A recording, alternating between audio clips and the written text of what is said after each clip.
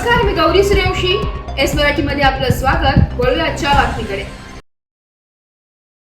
Judgement वाचलेलं नाही आणि सरकार वकिलांचं काय म्हणणं हे मला माहिती नाही.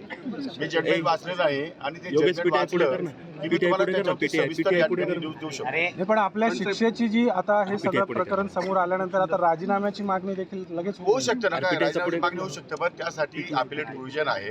राजकीय दृष्ट्या देशामध्ये अशा प्रकारचे अनेक निकाल झालेले आहेत आणि त्या दृष्टिकोनातून मी अपिलामध्ये जाणार आहे, हायकोर्टामध्ये जाणार आहे. त्यामुळे न्याय मागण्याचा अधिकार, जसा न्यायालयाला निकाल सुनावण्याचा अधिकार आहे तसा न्याय मागण्याचा अधिकार मला पण एक नागरिक म्हणून, तेव्हा मी वरच्या कोर्टामध्ये न्याय मागणार. गेल्या काही वर्षांपासून जर बघितलं तर कृषी मंत्री अब्दुल सत्तार असतील, नंतरच्या काळामध्ये धनंजय मुंडे असतील, आता एकूणच कृषी मंत्री आज उपलब्ध झालेलं नाही ना. हे कृषी मंत्री झाल्यानंतर हे प्रकरण मुळात 30 वर्षापूर्वीच आहे. त्यामुळे आज झाले, ज्यावेळेस मी राजकारणात जस्ट प्रवेश केला होता, मी त्यावेळेस आमदार सुद्धा होतो की तुम्हाला माहित नाही. त्यामुळे तो काळ आणि आजचा काळच्या मध्ये फरक आहे. त्याच्यानंतरच्या काळामध्ये दिगोळेंचे माझे संबंध सलोख्याचे पण निर्माण झाले, पण कायदेशीररित्या एखादी केस रजिस्टर झाल्यानंतर जो काही नियम असतो त्या नियमान्वये ती प्रोसेस होत असते.